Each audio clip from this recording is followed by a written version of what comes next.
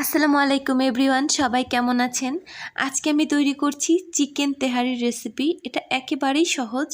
এর জন্য লাগবে এরকম চিকেন। আমি চিকেনগুলো একটা একটু বড় সাইজ রাখবো, বাকিগুলো বাইট সাইজ করে কেটে নেব। তো চলুন রেসিপির মূল প্রসেসটি আমরা শুরু করি। চিকেনের এক পিস আমি এরকম বড় করে রেখে দিচ্ছি, এটা পরিবেশনের জন্য মেনলি। বাকিগুলো আমি ছোট ছোট করে বাইট সাইজ করে কেটে নিব। আপনারা যদি চান তাহলে এই তেহারিটা বোনলেসও করতে পারেন, কিংবা আমার মতো এরকম উইথ বোনও করতে পারেন। তো যে চিকেনটা একটু বড় নিব সেটাকে আমি এরকম ছুরি দিয়ে ভালো মতো দুই পাশ থেকে চিড়ে নেব, তাহলে এর ভেতরে মশলা যাবে এবং চিকেনটা খেতে ভালো লাগবে। অনেক সময় দেখা যায় যে চিকেনের ভেতর মশলা ঢোকে না, বিশেষ করে ব্রয়লার যে চিকেনগুলো সেগুলো এরকম বেশি হয়। তো এরকম করে যদি চিড়ে নেওয়া যায় তাহলে কিন্তু মশলাগুলো ভেতরে যাবে এবং চিকেনটা খেতে খুব সুস্বাদু হবে। এখন আমি মাঝখানের সাইডগুলোকে এরকম করে ছোট ছোট টুকরো করে কেটে নিচ্ছি।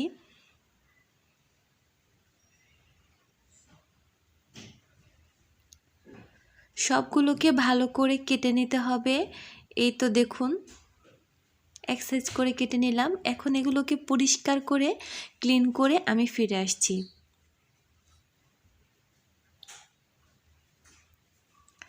পরিষ্কার করে ফিরে এলাম। এবার এখানে দিয়ে দিচ্ছি পরিমাণ মতো লবণ, হলুদ এবং মরিচের গুঁড়ো। এগুলোকে দিয়ে আমি ভালো করে মেখে ম্যারিনেট করে কিছুক্ষণের জন্য রেখে দিব। এখানে যদি আপনারা চান ইচ্ছে করলে আদা রসুন বাটা দিতে পারেন, বাট আমি এখানে দিব না। শুধু হলুদ মরিচের গুঁড়ো এবং লবণ দিয়ে মেখে আমি এটাকে ম্যারিনেট করে রেখে দেব 10 মিনিট। 10 মিনিট পর আমি ফ্রাই প্যানের মধ্যে তেল গরম করে এগুলোকে ভেজে নেব। চিকেনটা যদি একটু ভেজে নেওয়া যায় তাহলে খেতে কিন্তু বেশি ভালো লাগে, আমার কাছে অন্তত এরকম মনে হয়। তো আপনাদের কাছে কেমন লাগে আপনারা প্লিজ আমাকে জানিয়ে দিতে ভুলবেন না। এরকম করে চিকেনগুলোকে দিচ্ছি। তো একসাথে খুব বেশি দেয়া যাবে না, খুব বেশি দিলে অনেক সময় দেখা যায় যে চিকেন থেকে পানি বের হয়ে যায়, তখন আর এটা ভাজা হতে চায় না। এরকম অল্প অল্প করে চিকেনটাকে ভেজে নিতে হবে। এবং চিকেন ভাজার সময় কিন্তু এটা একবারে হাই ফ্লেমে ভাজা যাবে না, তাহলে চিকেনটা পোড়া লেগে যাবে। একটু মিডিয়াম টু লোতে রেখে চিকেনটাকে ভাজা ভাজা করে নিতে হবে। চিকেনটাকে আমি এরকম হালকা করে নেড়ে চেড়ে দিচ্ছি যাতে করে প্যানের গায়ে লেগে না যায়। এরপর এটাকে উল্টে পাল্টে নিতে হবে। তো এরকম ভাজা হয়ে গেলে এটাকে নামিয়ে নিব এবং আমার যে বাকি চিকেনগুলো ছিল সেগুলো আমি ভেজে নামিয়ে নিব। এবং আমি এরকম করে দুটো আলু কেটে নিয়েছি, সেগুলোকে ভেজে নিতে হবে লবণ মরিচ এবং হলুদ দিয়ে মেখে। এবার আমি এগুলোকেও তুলে রাখছি এবং প্যানটা পরিষ্কার করে এর মধ্যে দিয়ে দিলাম তেল। তেলটা একটু গরম হয়ে এলে এর মধ্যে পেঁয়াজ কুচি দিয়ে দিতে হবে। পেঁয়াজ কুচিগুলো দিয়ে আমি বেরেস্তা তৈরি করব। এই বেরেস্তা তৈরির নিয়মটা আমরা কম বেশি সবাই জানি। এটা হচ্ছে গরম তেলের মধ্যে দিয়ে সব দিক থেকে সমানভাবে নাড়াচাড়া করতে হয়। এমন যেন না হয় একদিকে নাড়াচাড়া করছি অন্যদিকে নাড়ছি না, তাহলে কিন্তু বেরেস্তাটা পারফেক্ট হবে না। কোনো পাশ হবে কোনো পাশ হবে না। তো এটাকে এরকম হালকা করে আমি নেড়ে চেড়ে নিব। বেরেস্তা তৈরি করতে খুব একটা বেশি টাইম লাগে না।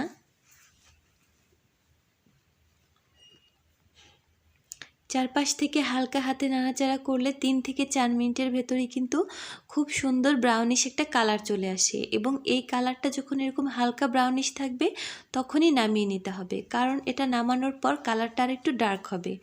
এবার আমি আবারও পেঁয়াজ দিয়ে দিচ্ছি সেই তেলের মধ্যে এবং আরও একটুখানি তেল অ্যাড করে দিলাম। এই তেলটা দিয়ে আমি চিকেনটা রান্না করব, মানে গ্রেভি তৈরি করব, সেজন্য এই পেঁয়াজটা দিয়েছি।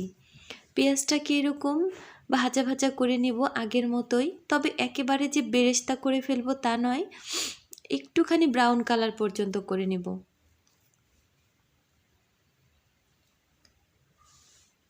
এরকম ব্রাউন কালার হয়ে এলে এর মধ্যে দিয়ে দেব আদা এবং রসুনের পেস্ট।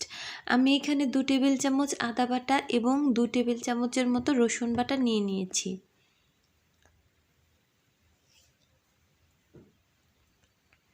এবার এগুলোকে আমি তেলের মধ্যে হালকা করে ভেজে নেব। আদা রসুনের যেহেতু অনেক গাঢ় ফ্লেভার আসে, সেজন্য একটু তেলের মধ্যে ভেজে নিতে হয়। সেজন্য এখানে দিয়ে দিলাম একটু লবণ। এবার হালকা করে পানি দিয়ে এটাকে কষিয়ে নিতে হবে। কিছুক্ষণ কষানোর পর তেল ভেসে উঠবে। এরপর এখানে আমি মিক্স করে দেব তেহারি মশলা। বাজারে যেসব তেহারি মশলাগুলো কিনতে পাওয়া যায়, সেই মশলার প্যাকেটটাকে আমি পানি দিয়ে এরকম করে গুলে নিয়েছি। এরকম করে গুলে নিলে মশলাটা পোড়া লাগে না এবং এর পারফেক্ট কালার আসে এবং ঘ্রাণটাও খুব সুন্দর আসে। এই মশলাটা এরকম করে অনেকক্ষণ কষাতে হবে, যতক্ষণ না পর্যন্ত তেল ভেসে উঠবে। তো তেল ভেসে ওঠা পর্যন্ত ওয়েট করতে হবে। এখন আমি যে চিকেনগুলো ভেজে রেখেছিলাম, সেই চিকেনগুলো এর মধ্যে দিয়ে দেব।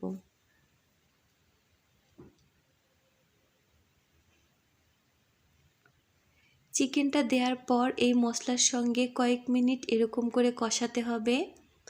কয়েক মিনিট কষানোর পর এখানে দিয়ে দিতে হবে লিকুইড দুধ। আমি এখানে 1 কাপের মতো লিকুইড দুধ দিয়েছি এবং এটা ছিল র। এটা দেওয়ার পর এরকম করে নাড়াচাড়া করে দিতে হবে এবং এখানে কিন্তু বাড়তি কোনো পানি অ্যাড করিনি। এই দুধের মধ্যেই চিকেনটাকে আমি জাল করে ঘন করে নিব। এরকম হয়ে এলে তখন আমি চালটা প্রিপেয়ার করে নেব। চালটা আমি আগে থাকতে ধুয়ে ঝরিয়ে রেখেছিলাম। এবার প্যানের মধ্যে তেল দিয়ে তেলটা গরম হওয়ার পর আমি এরকম চালটা দিয়ে দিয়েছি। সেই অংশটুকু স্কিপ হয়ে গিয়েছে। তো এই চালটা দেওয়ার পর এটাকে অনেকক্ষণ ধরে কষাতে হবে, 4 থেকে 5 মিনিটের মতো। কষানোর পর সেই প্রিপেয়ার করে রাখা মাংসটা দিয়ে দিতে হবে। আমার এই অংশের ক্লিপটুকু ডিলিট হয়ে গিয়েছে, সেজন্য অ্যাড করতে পারিনি। তো বলে দিলাম, আশা করছি আপনারা বুঝতে পেরেছেন। এবার মাংস সহ এই চালটাকে ভালো মতো কষাতে হবে। শুরুতেই কিন্তু পানি দিয়ে দেওয়া যাবে না, তাহলে কিন্তু এই তেহারিটা একদমই টেস্ট হবে না। এটাকে ভালো পারফেক্ট টেস্ট আনার জন্য এরকম অনেকক্ষণ কষাতে হবে। কষানোর পর যখন দেখবেন এটা পুরোটা দলা পাকিয়ে আসছে, তখন পানি দিয়ে দিতে হবে।